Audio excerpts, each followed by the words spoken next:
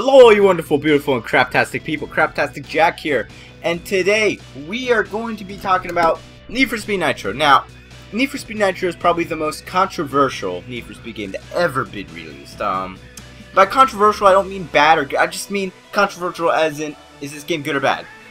Now, most people think this game is a piece of shit that shouldn't be touched and needs to be buried forever, to be forgotten.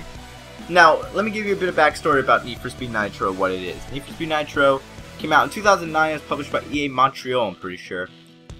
And it was released for the Wii and DS alongside Need for Speed Shift, which was, well, not alongside, but it was released the same year Shift was on PS3, PC, and Xbox 360. Now,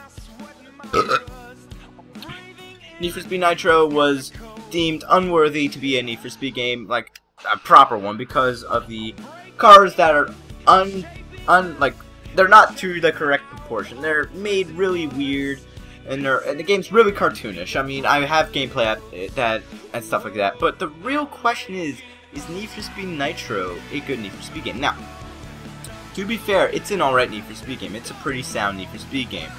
The graphics are pretty good.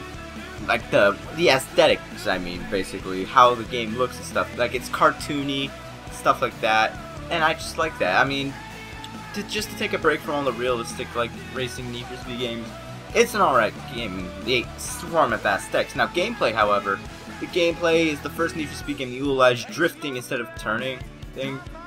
Even though it isn't technically Criterion drifting, because Criterion had nothing to do with this game. It's pretty sound. It's pretty solid, to be fair. The physics in the game.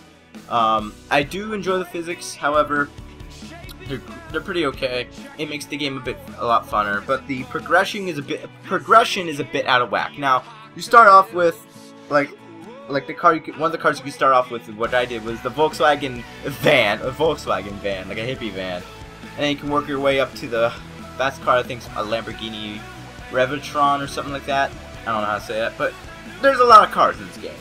But the progression's really out of whack. Like, there are 5 cities you can go to, and you can get halfway through the game in the first car you get, and then that's when it starts to get hard. But still, just the fact that I can get from halfway through the game in my Volkswagen van without any performance upgrades. I don't even think there are performance. I think it's just for visual. I'll have to double check on that, but without any upgrades is kind of out of whack. The progression's kind of meh. I wonder if I can even go through that the entire game in just my Volkswagen van. Obviously, I don't wanna, because the Volkswagen van sucks.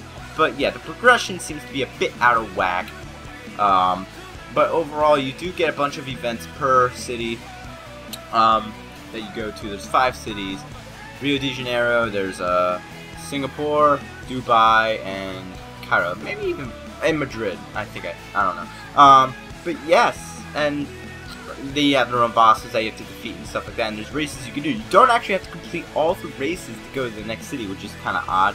I think that you have to at least win all the races in the city to move on. That goes back to where the progression's a bit out of whack. But other than that, a lot of people just seem to hate this game because of the aesthetics and stuff, because it's it's like the polar opposite of a Need for Speed game, like Shift and stuff like that. It's not realistic in the slightest, and I think that's where a lot of people hate it. But however, that's where I feel it's a strong suit. And for what it is, Need for Speed Nitro is a pretty good Need for Speed game. Now, is it the best Need for Speed game ever? No, it's not even on my top 10 list. But overall, Need for Speed Nitro is a pretty good Need for Speed game for what it is. And if you can find it for a very cheap price, I'd recommend getting it. It's not really this isn't really a review, just why I like the Need for Speed Nitro. It's for its aesthetics, its car selection. I forgot to go about the car selection.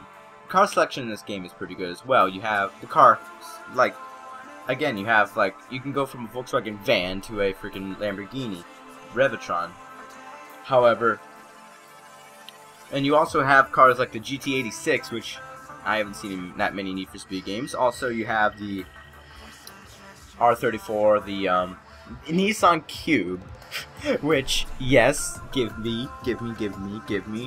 You also have what else do you have? You have the freaking Hummer. You have Hummers. You have this Ford I forget what it's called, but it's a Ford pickup. It's not the F-150, but whatever. You have a lot of cars that you don't have in other Need for Speed games for some reason. And I do feel this suits the game well. But overall, this game is a really good game. Not really a good game, but it's a good game, and I recommend getting it at a bargain price if you can find it. Obviously, it's not going to be for everyone. Most people probably despise it because it's bleh. And it didn't sell that well, but overall I do feel it's a great, an okay Need for Speed game, and I would recommend getting it. But that is basically the reasons why I like Need for Speed Nitro. If you guys want to see more content like this, be sure to leave a like and or a rating. I don't care if you dislike it, it still helps me. But leave a rating and comment. Be sure to subscribe, and I'll see you guys in my next video. Have a good one.